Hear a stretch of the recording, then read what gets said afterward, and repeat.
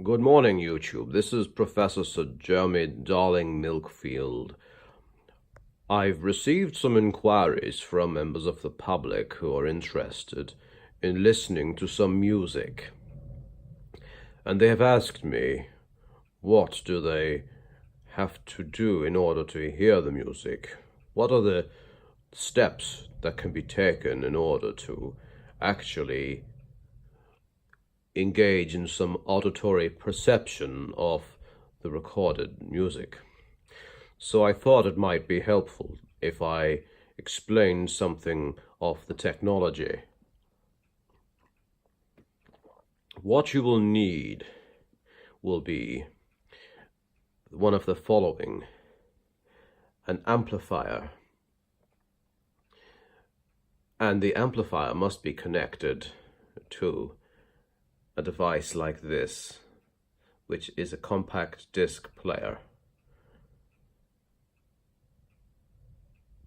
Now, the most important thing really is the amplifier, which is my main discussion this morning. So, if you want to operate the device, first of all, you must press power to turn it on. Now, you might not have an amplifier made by Denon, but they're all much the same.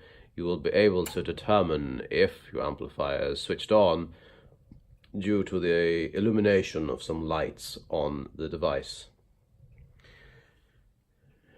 If you wish to listen using headphones, you would insert the headphone here, although we're going to be using speakers. When you set these buttons, they're a correct setting, and then really don't touch them again.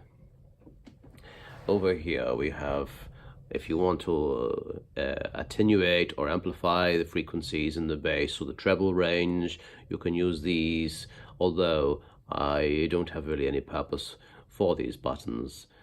Then this one here would be balance. If you wanted to listen to the speaker on the left or on the right, you can twist the knob. Again, why you would want to do that when you have the opportunity of listening in stereo, I do not know. We have here a few other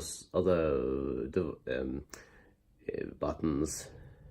And to be honest, if you really want primarily only to listen to music, you do not really need to be concerned with those. Now, the other issue of importance is the input buttons on amplifiers, and they're all very much the same.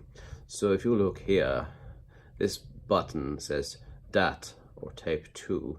Most people don't use DAT tapes, but some people use ordinary cassettes, and if you wanted to set it to that, to play one of your cassettes, or perhaps you want to use another tape machine, you can use tape 1. The auxiliary is very useful nowadays for connecting to other kinds of devices. That one, you can use that to connect to an iPod, an iPad, an iPhone, or even a MacBook Air, MacBook Pro. You can connect many devices, including even, for instance, a television. Tuner would be using for the radio, if you want to listen to radio through this amplifier. And CD is obvious, and then also phono refers to vinyl records. Now, it's most important that you pay attention to the following: the volume control. Turning this way makes the music louder, turning it this way makes it quieter. Now, as a demonstration, we're going to play some music. So, you select CD. Down here we have the CD player, which is, in this case, created by a company called Marantz. Now, I don't wish to talk in detail about the CD player, but it is important that you turn it on, that you press open, that you then insert your compact disc into the tray, press close,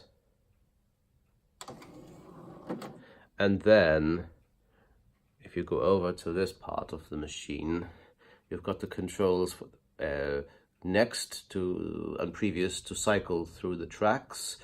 Pause for pausing the music, stop for stopping the music, and most of all, play for play.